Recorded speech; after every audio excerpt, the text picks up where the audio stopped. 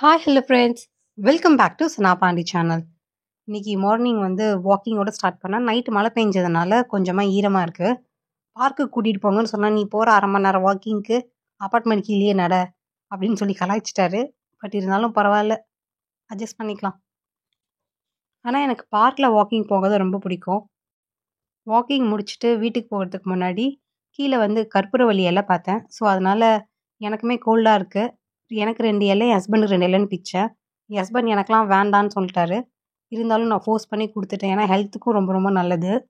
Gold இருக்கவங்க தான் சாப்பிட்ணுன்னு கிடையாது, யார் வேணாலுமே சாப்பிட்லாம்.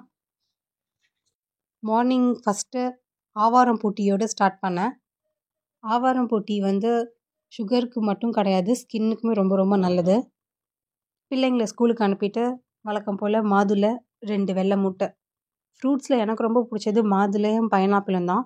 இந்த மாதிரி வாட்டர் பாட்டிலில் தண்ணி பிடிச்சி வைக்கலனா தண்ணி குடிக்கவே தோண மாட்டேங்குது. ஸோ அதனால் நான் திருப்பி வாட்டர் பாட்டிலில் தண்ணி ஃபில் பண்ண ஸ்டார்ட் பண்ணிட்டேன்.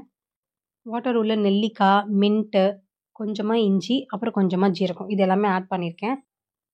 என் லைஃப்லேயே ஃபஸ்ட் டைம் நான் பட்டர் பீன்ஸ் வந்து வீட்டில் குக் பண்ணுறேன். இதுக்கு முன்னாடி நான் சாப்பிட்டது கூட கிடையாது.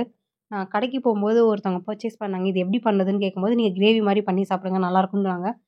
சரி பண்ணால் செம்ம டேஸ்ட்டு. இவ்வளோ நாள் நம்ம மிஸ் பண்ணிட்டோமேன்ற மாதிரி ஒரு ஃபீல் வந்துச்சு எனக்கு. இன்றைக்கி லைட்டாக டீ, அப்புறம் 2 பிஸ்கெட். நீங்கள் மட்டும் எப்போ பாரு வீடியோவில் வந்துட்டே இருக்கீங்க, என்னையும் காட்டுங்கன்னு என் பசங்க இன்றைக்கி வந்து நானும் வரேன்னு வீடியோவில் வந்துட்டாங்க. ஏதோ ஃபுட் ரிவ்யூ கொடுக்குற மாதிரி நினச்சிட்டு சாப்பிட்டு நல்லா இருக்குன்னு வர சொல்கிறாங்க.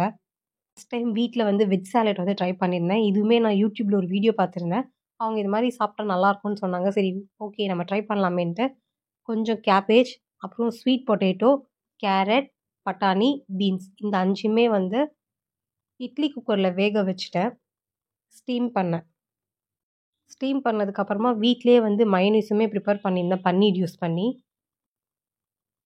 என் பையனுக்கு கொடுத்தா எனக்கு இதெல்லாம் பிடிக்காதுன்னு ஓடிட்டான். ஆனால் என் பொண்ணு எனக்கும் வேணும்னு சொல்லி அவளுமே சாப்பிட்டா. மயோனீஸ் வந்து நீங்கள் கடையில் வாங்குற மாதிரி டேஸ்ட் இருக்காது, பட் இது டிஃப்ரெண்ட்டாகவே இருக்கும். ஆனால் இந்த வெஜ் சாலடோடு சாப்பிடும்போது நிஜமாவே செமையாக இருக்குது.